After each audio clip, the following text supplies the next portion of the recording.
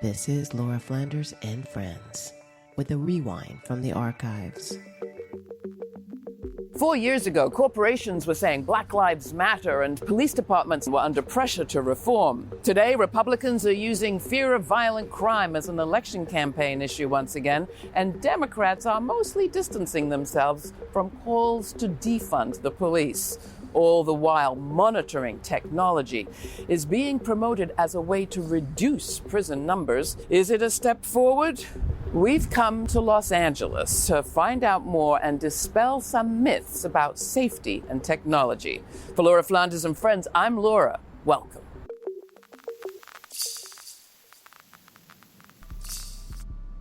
Los Angeles has a history of repression. Dr. Melina Abdullah, Black Lives Matter, LA. And I think that because it's Los Angeles, they're also masters at narrative. So they'll mask it with pictures of palm trees, right? And Venice Beach. But really, when we look at the history of Los Angeles, it's deeply rooted in racist repression and oppression, and deeply rooted in a system of policing that absolutely descends from slave catching. We know that in every single instance, when we talk about the safest communities, they're the communities with the most resources, not the most police and not the most prisons. While the media say it can't be done, a coalition called Justice LA with 60 organizations is leading the campaign to end mass incarceration in Los Angeles and winning with voters. Here at the LA Board of Supervisors, something remarkable happened in 2019. The elected representatives of this city voted to cancel a contract for a new jail. In the state that led this country when it comes to incarcerating people, this was truly a turning of the tide. Incarceration is itself an experiment. Sheila Keel, Supervisor, 3rd District. And it's an experiment that has failed. A motion carries 4-1. Okay. When we stopped the jail construction contract, the population was hovering between 15 to 17,000 people every single day. And now we've seen that the population has been reduced by thousands. Onesis Hernandez was one of those testifying that day. Now she sits on the Los Angeles Board of Supervisors, representing nearly 2 million people, more constituents than the governors of some states. The reason why I've done this work is because I've seen how the system works, and I've seen how it doesn't prevent harm and violence, it only responds to it. This work is personal. The reason I've dedicated myself to that through my career, and even now through the work I do and trying to push a care first agenda, is that I'm a survivor of sexual violence. A lot of my friends and family have been impacted by problematic substance use, incarceration. And, I've had to lean on the criminal justice system for help when there was intimate violence happening in my home, and, was met with, well, we have more important things to do. What I tell people is, in no other moment in history have we given the police more money than we do today. And you are telling me that you don't feel safe. And so I do think we need to reassess our budget. If we aren't putting our money into things that are not making you feel safe, then we need to reassess, is that the best way to use our dollars? How much more money do you want to give to the system that right now it doesn't make you feel safe? Our budgets are a statement of our values. And here in the city of Los Angeles, we give nearly a quarter of our budget to one department, which is the LAPD. We spent $6 million on police uniforms last year, and only $2.3 million in the entire youth development department that's supposed to be serving 800,000 young people in the city of LA. We've changed laws that have reduced the sentence for different types of crimes and offenses. But what we haven't done is back that up with significant social safety net. We haven't invested in deeply affordable housing. We haven't invested enough in removing the collateral consequences of a criminal conviction that prevents you from getting housing, employment, and other supportive services. We haven't invested in preventing harm and violence at the scale that we need to. And that's why I feel like we are in the situation here today where there's a lot of desperation in our communities. People cannot afford to live here in the city of Los Angeles anymore, and they're moving out. We are causing situations of desperation for young people. In 2016, we saw that the top 5 charges for the incarceration of women in LA County was driving with a suspended license, no license, drug-related offenses. In my first month in office last year, we saw LAPD kill 3 people in a matter of 10 days, all having mental health crises.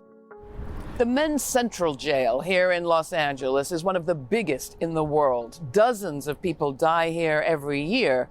The Sheriff's Department, which runs this facility, has a budget of $4 billion. Activists are calling for that money to be redirected and this place to be closed. Mark Anthony Clayton Johnson is the co-executive director of Dignity and Power Now, the anchor organization of Justice LA. He's focused on the next steps for the movement.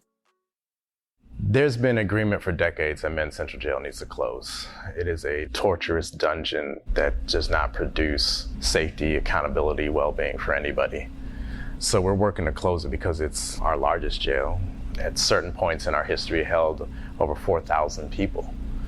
We started organizing around sheriff violence in the jails, specifically thinking about sheriff violence as not just brutality against our loved ones inside of the county jails, but also medical negligence and jail construction itself.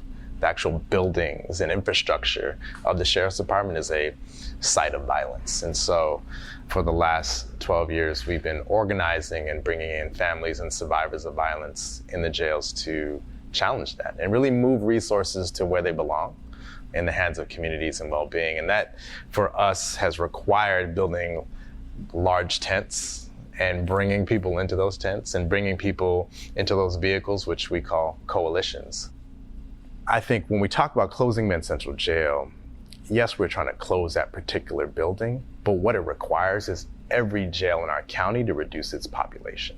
That means Twin Towers, that means the women's jail, that means the Pitches facility.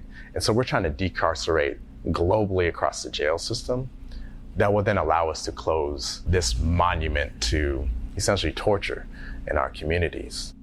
We've heard, well, all that criminal justice reform work that happened in 2020 backfired. We saw increased violence, increased crime. Yeah. Those DAs that took on criminal justice reform or bail reform even as an issue were voted out of office. What's fact, what's fiction in all of that? What we've seen time and time again is that, particularly in this year, in this election year, that misinformation is being used a lot. I mean, I'm sure you've seen it, right? Like the whole smash and grab argument is being used a lot. Many of these corporations lied about the degree to which retail theft is happening. We understand that what we're up against is not an argument that is based on facts, it's based on power. We spent the March primary talking to voters and knocking on almost 4,000 doors.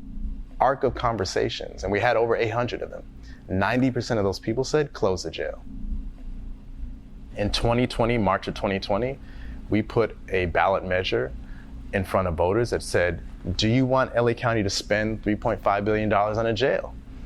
Or do you want alternatives? Voters said no, by 72% of LA County voters. For a city and a county that has innovated policing, that has refined it, that has beta tested strategies and policies that have resulted in people being incarcerated.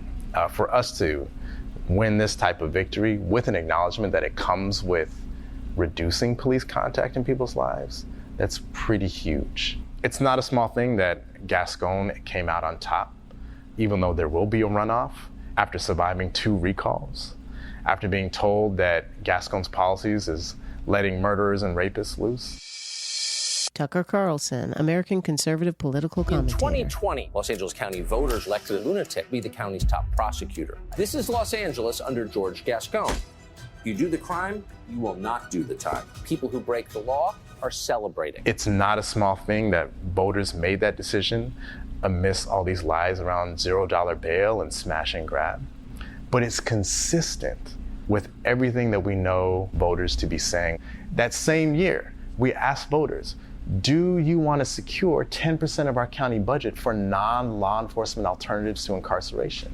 Voters overwhelmingly said yes. That was in a year where sheriffs were telling us homicides were up, that violence was up. And so the instinct for what is correct and what people deserve is very much alive and well in voters. And so the electeds who are running their campaigns, I think, need to be more in tune with that and can be a lot more courageous about standing on not just what voters want, but also what works. While voters overwhelmingly supported non-law enforcement alternatives to incarceration, companies that make money from prison contracts are pushing electronic monitoring as that alternative. Securus, for example, one of two corporations that control 80% of prison telecom business, makes monitors too, and it's an area of rising profits.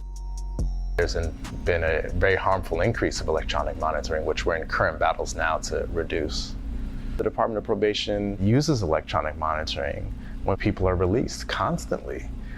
And that's a driver of incarceration. It's one of the things that keeps our jail population so high that ends up undermining people's ability to stabilize their lives, have access to resources. We're in the middle of a pendulum swing where you see the bureaucracy, you see the carceral system trying to remain the same, trying to keep its stronghold, both because of special interests, because of different representatives of companies, but also the amount of money that these agencies and stakeholders receive through our different budgets from the state to the county to the city. And so the carceral system is trying to stay the same and keep its power.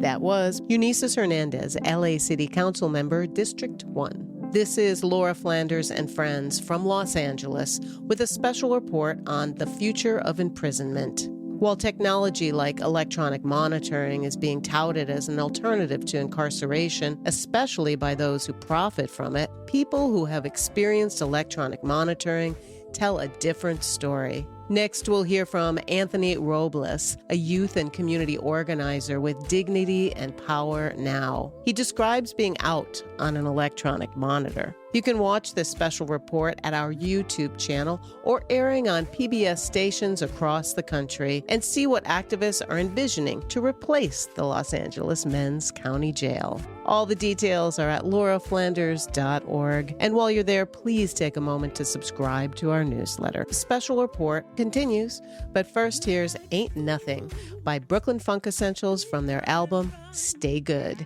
courtesy of the artist. What we're running from, it's time to turn around and figure out what happens now.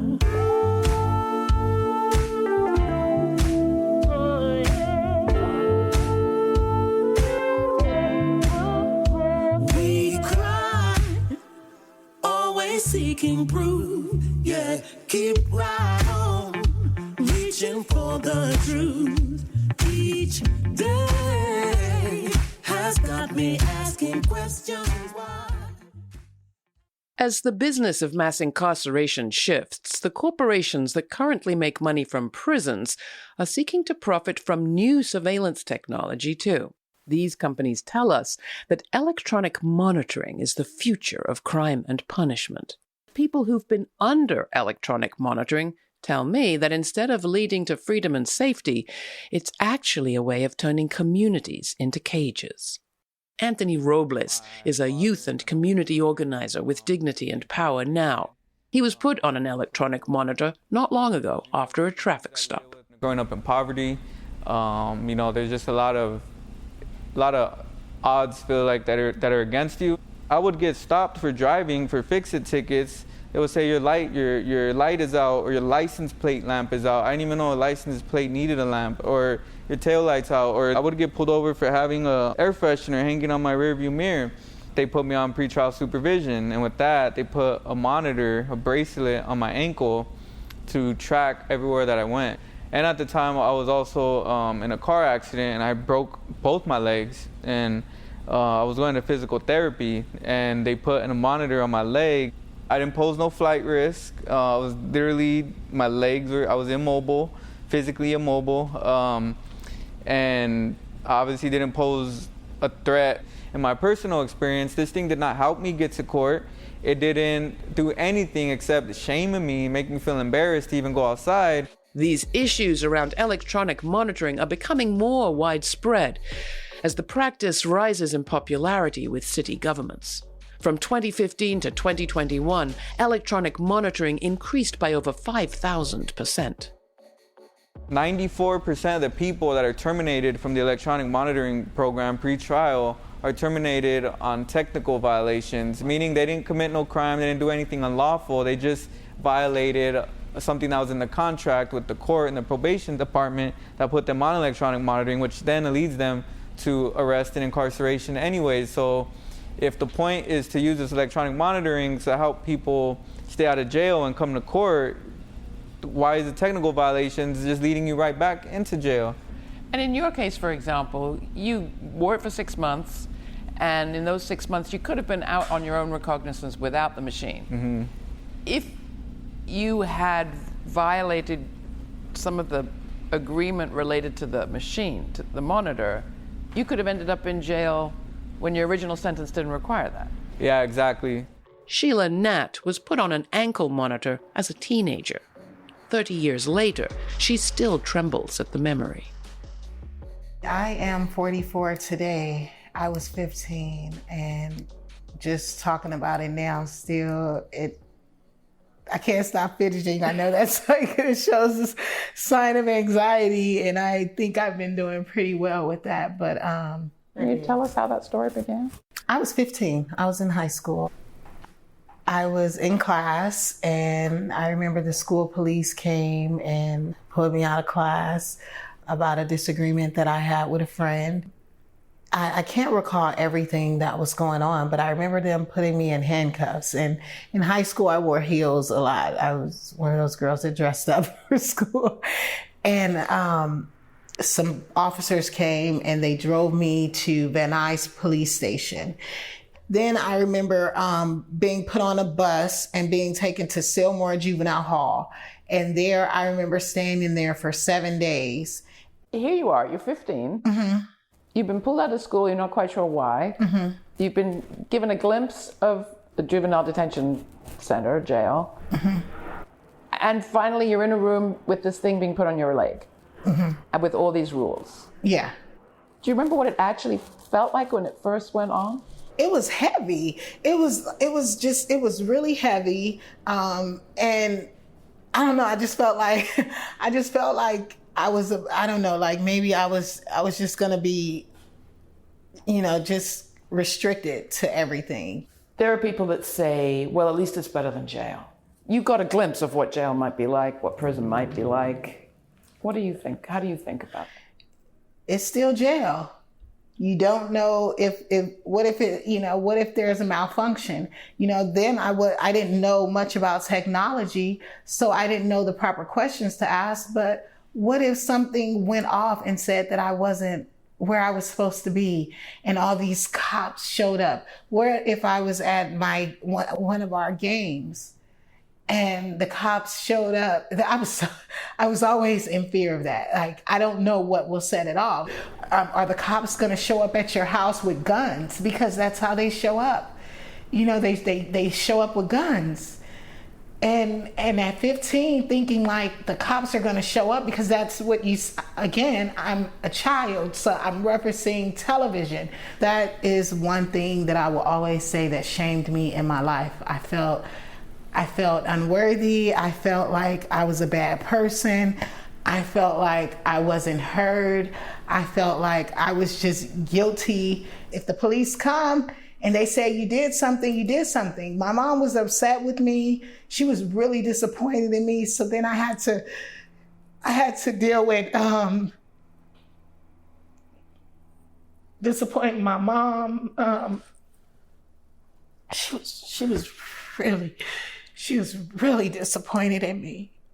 And I didn't like that. That didn't feel good. I'm so sorry this happened to you. Thank you. Me too. I don't think any kid should go through that. Yeah.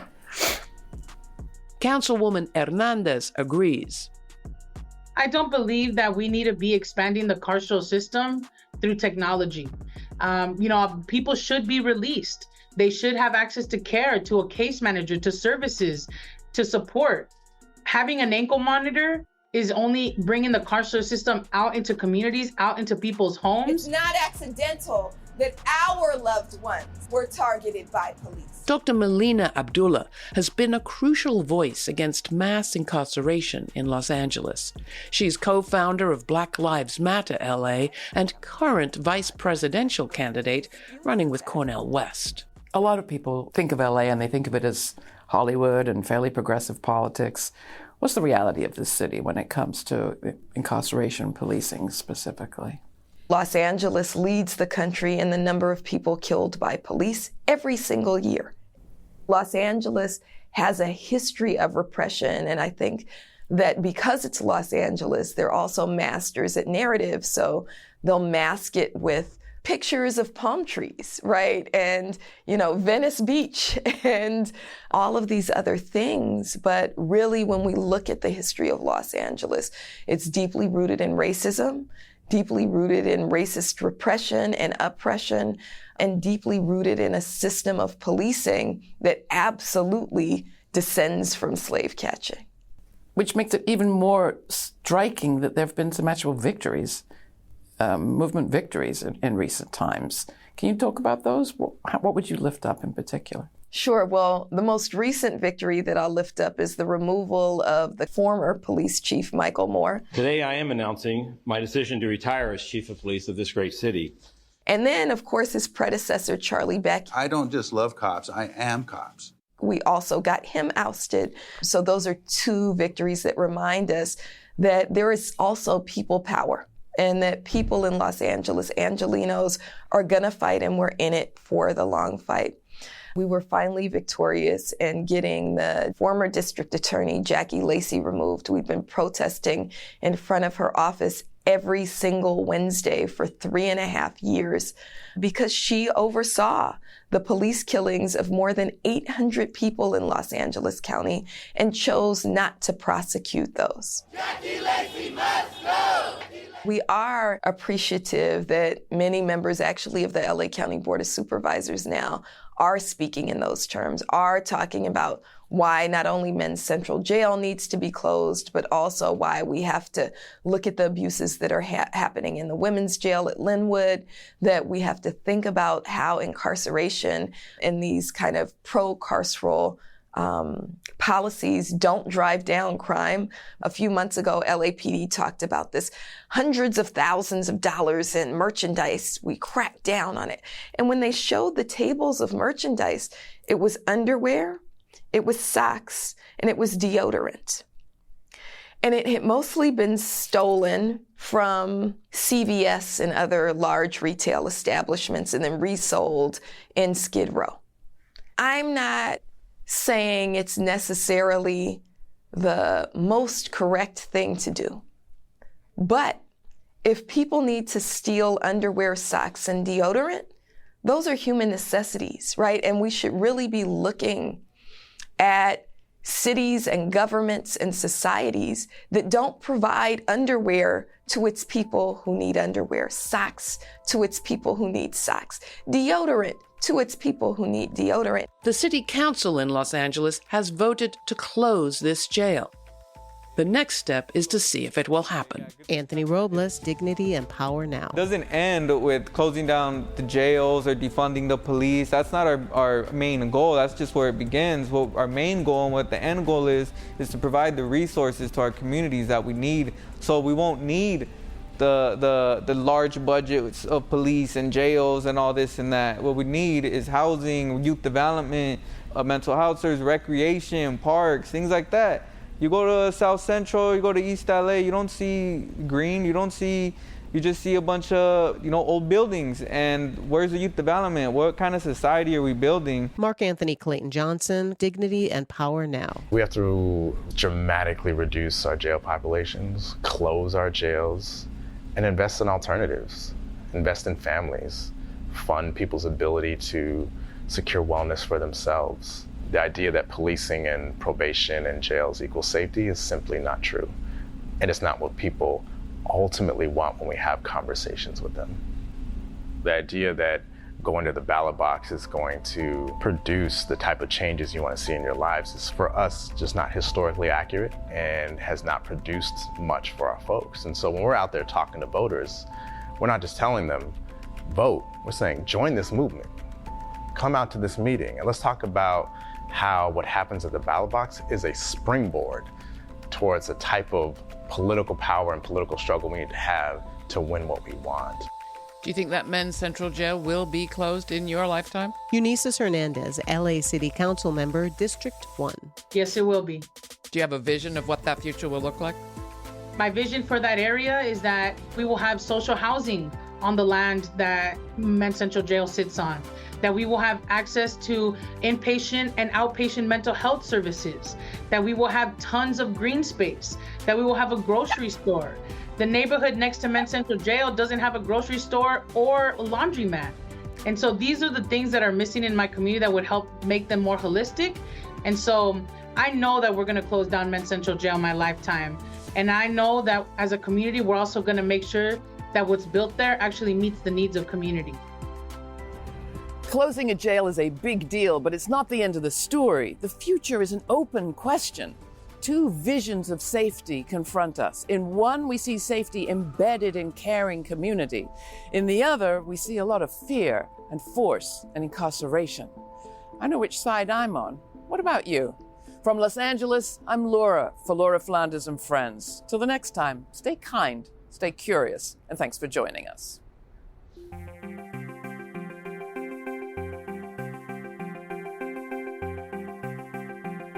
For more information on this special report, check out our show notes posted at patreon.com/Laura Flanders and Friends. It includes an invite to watch the premiere of each week's show on our YouTube channel and chat live in real time with Laura, Sundays at 11:30 a.m. Eastern. Thanks to our member supporters, this show remains free to millions on public TV, community radio, and as a podcast. Not a member yet? Make a one-time donation or make it monthly at lauraflanders.org. Thanks for listening.